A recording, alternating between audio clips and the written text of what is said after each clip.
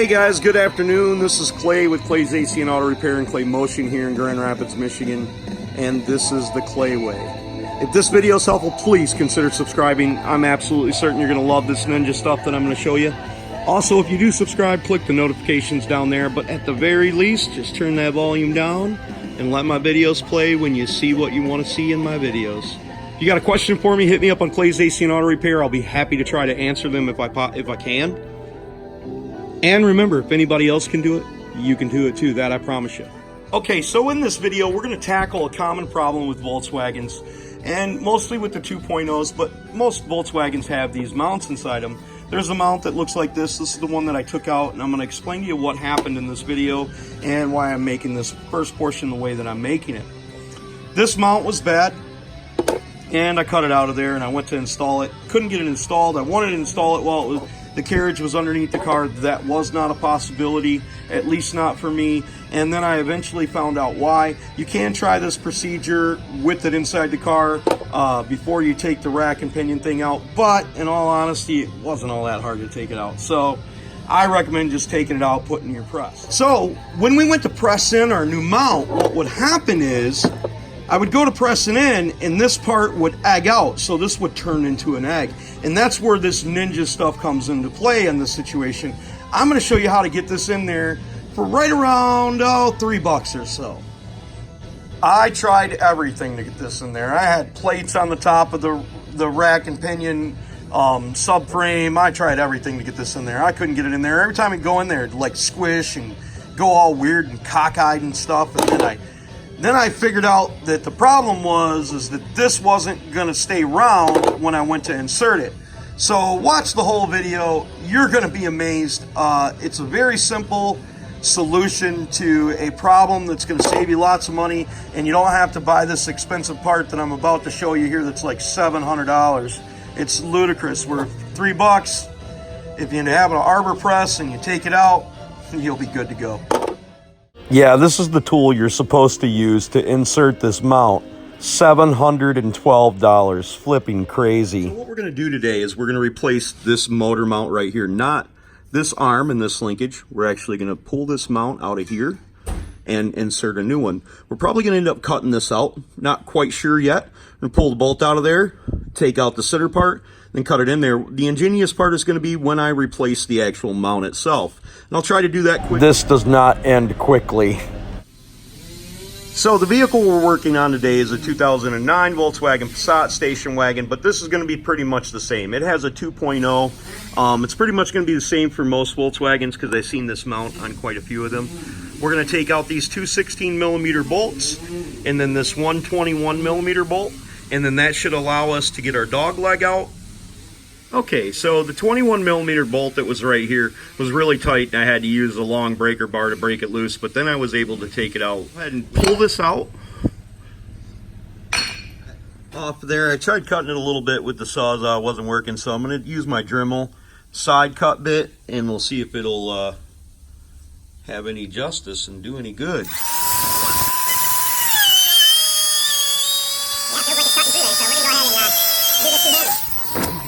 So looks like I got a little hanger I got to cut off. So we've got the center portion cut out of there. Now we're going to go ahead and cut into this portion right here, and cut that there, and cut that there, and then we'll chisel that thing out of there. So we got part of it out. We're going to end up having to cut a little bit more of it out of there, up inside here, and get it around, get that other piece out of there. Make two marks inside here, like this, and probably opposing this side. Just keeping special note of where my sway bar is and my rack and pinion, so we don't want to damage that.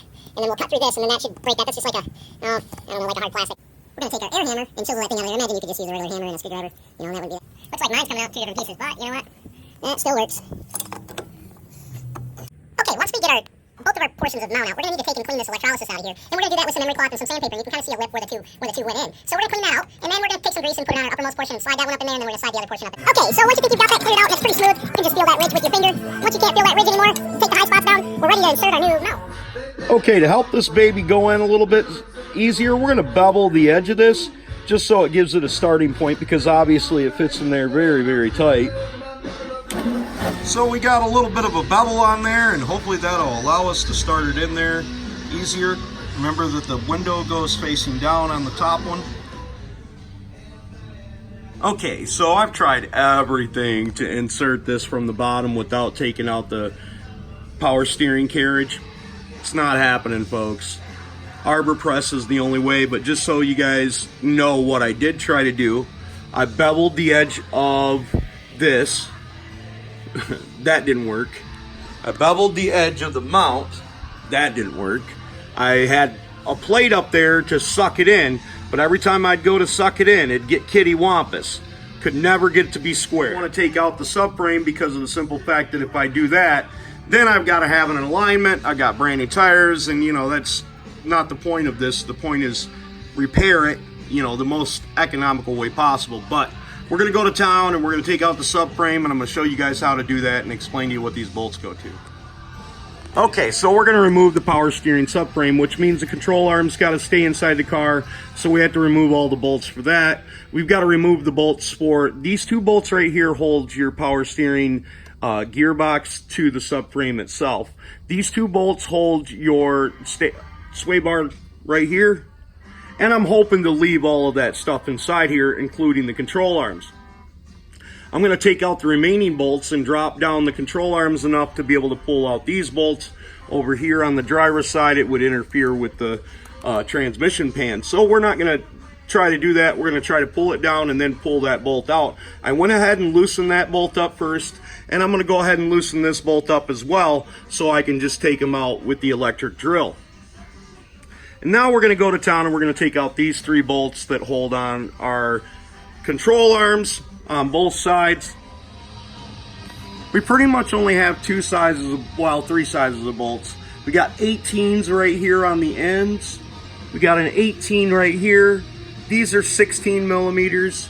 And then we had, if I remember right, two 13 millimeters that hold our sway bar on. And then the rest of them are 16, 18, and 13. Okay, now we're going to remove two 13 millimeter bolts that hold our exhaust up. Now these two eccentric bolts, they go up in these holes right here. They're for your alignment and to align the cradle. Okay, so working from the passenger side, we're going to go ahead and take this control arm out first, and then that allows us to be able to move the cradle over to be able to get the subframe out. Okay, for our last trick, we're going to have to take out the two remaining bolts that hold the subframe up inside there on each side, and they're 18 millimeters. Okay, so with that last bolt out of there, we can go ahead and, well, that last carriage bolt, we can go ahead and take our control arm bolt out. Okay, so now hopefully we can lower this down without doing too much securing to the rack and pinion. We'll see. We don't want it to pull on any wires or anything. And we're hung up a little bit over here. Just on the bracket here. There we go. Nice. This aluminum frame is pretty light, so shouldn't really have too much trouble with it. Over here on the driver's side, we got a little pigtail wiring harness that clips up onto the subcarriage here. That clip is held on by a 10 millimeter bolt, so we'll just quite simply stick a ratchet up there and unscrew the bolt, and then that'll take the clip off. Okay. So now we got a couple marks on there just to make it easier. We're going to go ahead and just temporarily put this in place, and then we'll press it in with the arbor press. But we want to make sure that it's square, so you can look at it from this direction or look at it from the point of view down here while you're inserting it. Even with this out of the car, it is still a super challenge to get this in. So this is our aftermarket part and this is our factory part, and I noticed that this is a lot more sturdy than this one. This one likes to flex a little bit. So as we install that, and it's nearly impossible for me to show you guys at the same time, I made sure that this dot is lined up with that dot right there, which tells me that my clocking's correct. As I hit this with the hammer, I'm going to push in on this a little bit, and that allows that to go past the lip that's on there because it just wants to distort and kind of egg shape a little bit. It's a real nightmare, folks. Have fun. As I was pressing it, I took my screwdriver, put it right inside here, I got my press a little bit offset because that's the weakest point, is the straight part of the opening there. And I was able to get it in there, I think. Driving me nutty, this thing. What a pain in the butt. We also made a bevel on the outside edge, just so it kind of guides it in there a little bit better. Okay, here's the problem that I've found with installing these things. They are a serious pain in the butt because this wants to egg shape out and blow out. So I got to figure out a way to hold it and keep it square so it drives down inside there.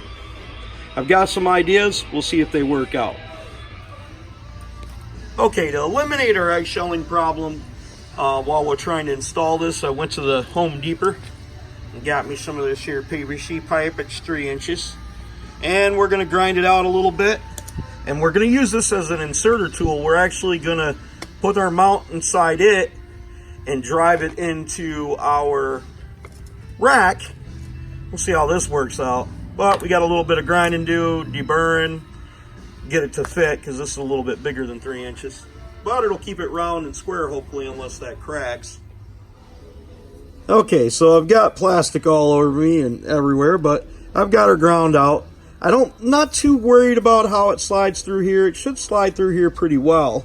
I'm just more worried about it being round when it goes into the mount. Okay, so now I'm pressing it in there, and I'm going to press it all the way into the collar because the fact is we want it to shoot all the way into the mount itself. Now I'm getting pretty stoked. I think this is going to actually work. I've got it pressed inside here. I've got a 3-inch plate back there so I can press it into the actual unit. Now we're just going to have to mark it for clocking so we know where the center part is when we go to press it in. I haven't quite figured out exactly what I'm going to need, so I went ahead and marked where the window was and marked the center on the top and the bottom, and I'm also going to mark where the window is on the top and the bottom here. This may be some ninja stuff right here if my press doesn't bottom out.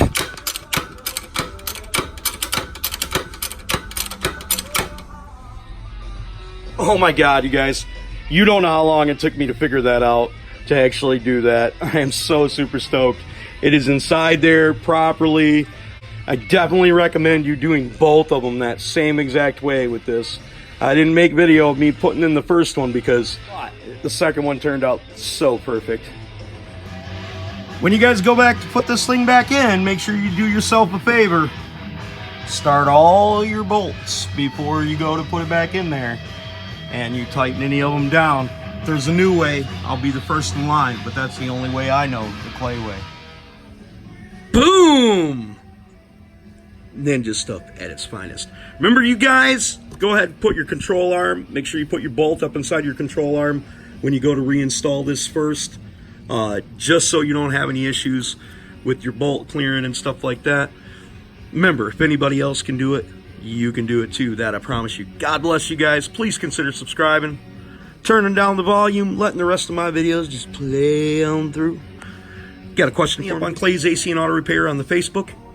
Try to answer your automotive related needs. Have a great day.